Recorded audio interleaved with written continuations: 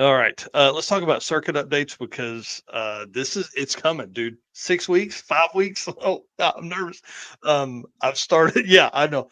I've started the route stop posts. We're not going to post the actual drive yet because I feel like that is an experience to not know where you are going to, the route you're going to be taking. But we want people to know about the route stops. So I've started posting those. You're going to see those kind of posted out over the next week or so, but the reason I'm putting these up on the screen, and for the people that are listening to this on a podcast later, I have Gearhead Curios in Galena, Kansas. We also have Hot Rod Hangout Speed Shop and Diner in Galena, Kansas. The reason these are up here and the reason these are important is because I'm actually routing you through Galena twice. So we're going to route through Galena and stop at Gearhead Curios on Friday night, which I think will be kind of fun, Friday afternoon, as we make our way towards Joplin. And then when we leave Joplin and start heading back towards Tulsa, we're going to swing back through Galena and the Hot Rod Hangout. And Brian and I have been talking. We're going to hide something there that's going to be on the scavenger hunt. So it's obviously this is a lifelong project. He's wanted to do something like this for a long time, and he's getting his dream. He's getting this chance. And so we really want to take the opportunity to just blow up his spot, man. We want to post on social media. We want to do all kinds of stuff, everything that we can possibly do. And I thought, man, what a better way to do that than hide some little scavenger hunt, probably worth a bunch of points on the building that people will be taking pictures in front of. So Sony's Yeah, been with us, Galena, a bunch. I was going to say Galena has really been welcoming to us. We've been there several times on the circuit and also on 666, and the whole town is just really welcoming.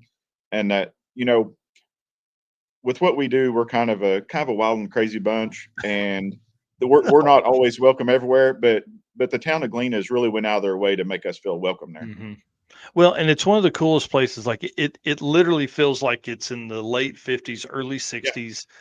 Everything is kind of coming around to this Route 66, and this no next year will be the 100th anniversary. So I can't wait to see what they have in store. I mean, it's one of the biggest stops on Route 66.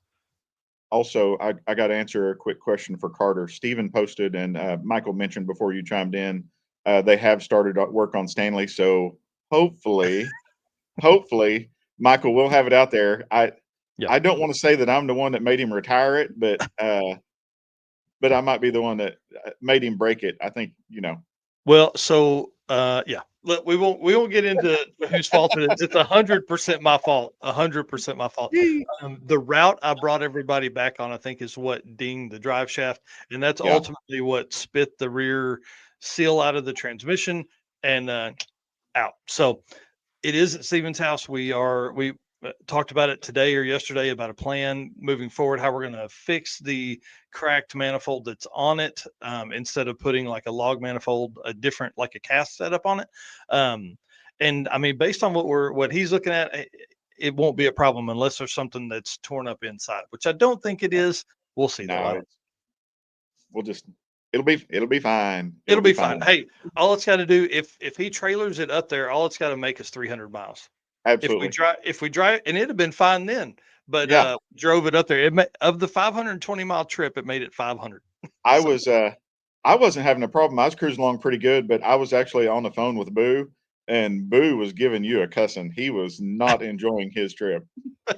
yeah, that's the Highway M was not the route we needed to take. That was not the way we needed to go. All right, well, WAF Racing has stepped up again with the circuit. If you guys don't know, Chris Wozniak and Lily participated last year. They're coming back, but he's kind of a carburetor guy, which I can't fault him for that. Everybody likes weird stuff, and he's into that stuff. But he makes all these cool tools and parts and pieces and everything like that for carburetors, right? Well, now he has stepped it up and he is going to sponsor the quickest carburetor, the quickest average carburetor, however we want to word that. I don't know how to word that yet, but whoever has the quickest carburetor at the circuit 2025 is going to get $300 and a WAF Racing Care package. So you kind of get your money back, you know. So if I loan my actual carburetor to somebody else and they actually run the quickest pass, do I get the award for the quickest carburetor? Quickest average, quickest average. Oh man.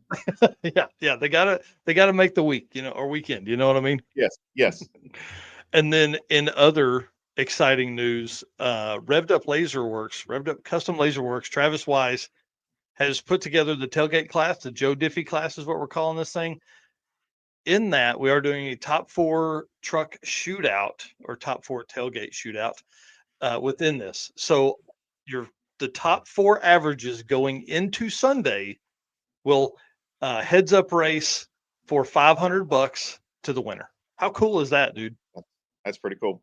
Yeah, I love that, and I love that it's averages. You can obviously use your passes within your shootout to submit during your time. This is going to be something that's going to be worked in to the regular run order. We'll find a time and pair these guys up, a chip draw for each round, and I mean, you're talking about what, 2 rounds of racing, so it should be pretty easy. Yeah. Yeah. So yeah, tailgate class. There's some hitters in there like Steve Brack, who's won quickest truck the last 2 years in a row, probably even before that. So I'm excited about that one. Absolutely.